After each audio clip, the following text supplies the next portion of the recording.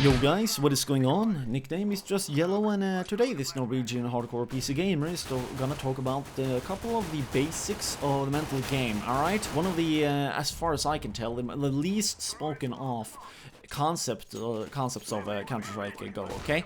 So, with this being said, quickly about the gameplay. Yeah, I know that there's like a bug in the gameplay. I could not really do anything with that, so that kind of sucked, but regardless of that, regardless if you can notice the bug or not, this is one of the older Legendary Eagle Master gameplays, alright? Right now on Supreme, I got a couple of gameplays ready for it, so as soon as I run dry of the LEM once, which by the way are pre-patch, you'll be able to get to see some incredible stuff. So anyways, regardless of that, let's talk about the toolbox principles and the fundamentals of playing video games. Because if you're able to properly take in the fundamentals of playing video games, there's so much more that you can learn, and there's so many more things that will allow you to play Counter-Strike properly, and also just being able to learn things a lot more quicker, alright?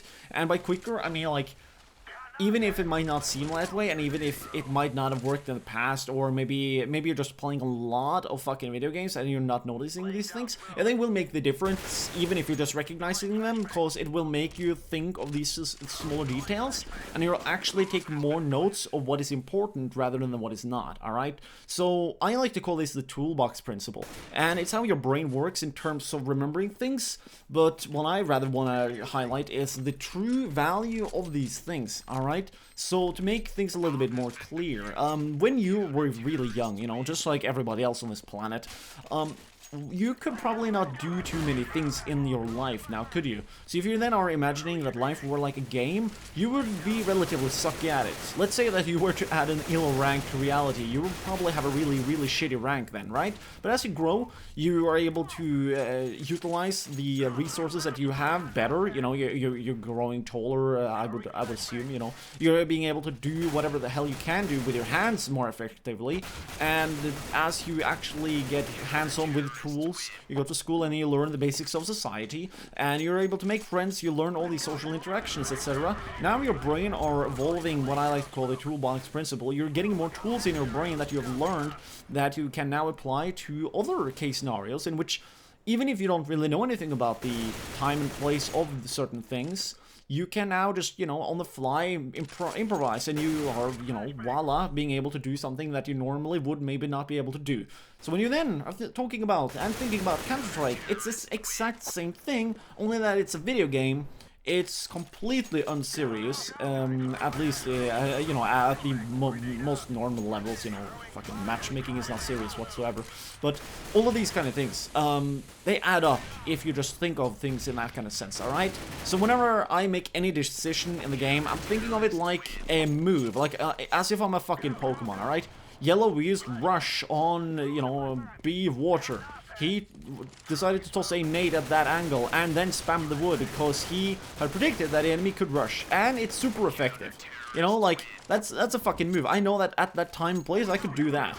Alright, in other kind of case scenarios, that might just be a default strategy, because I know that maybe I'll hurt the enemy, so if I then encounter him again, he could be hurt enough for me to be able to kill him. You can see there, from the enemy's perspective, he could not be able to toss a nade on me, so he would not be able to do that in the gameplay right here.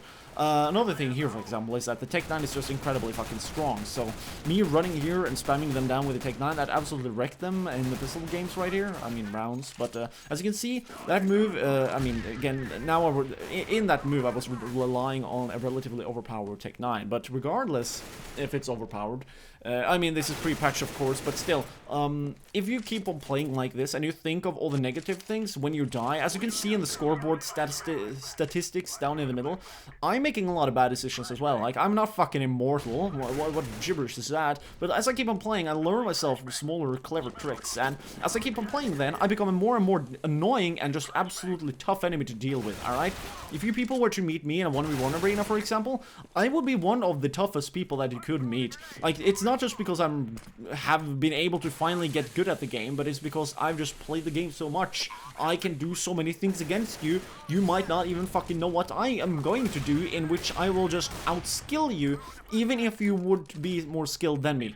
It's not because you're actually better at shooting than me, it's because I'm using so many other things about the game in order to make you fuck up, or, you know, throw your game off, in which you will now not do what you want. So what this translates to to Counter-Strike, if you want to just be able to get better, is to recognize everything for its true value. But you have to do it after it's happened, alright? So you're playing around and one of your teammates is being an asshole. Alright, check.